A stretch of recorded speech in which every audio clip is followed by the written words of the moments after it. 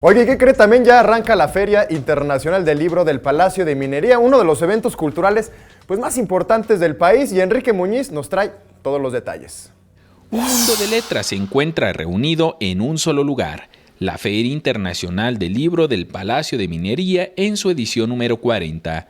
Del 21 de febrero al 4 de marzo se desarrollarán más de 1,300 actividades culturales y para este año se cuenta con la presencia de Nuevo León como entidad invitada, con 143 actividades relacionadas a la literatura y cultura regia.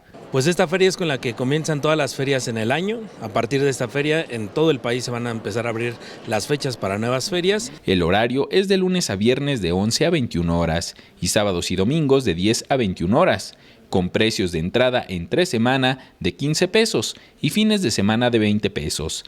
La entrada gratuita es para menores de 6 años y personas con discapacidad. Contaremos pues con el intelecto y la creatividad regiomontana del hoy y del ayer, escritoras y escritores prolijos y algunos trasterrados que hicieron época en nuestra nación y que se aposentaron en Monterrey.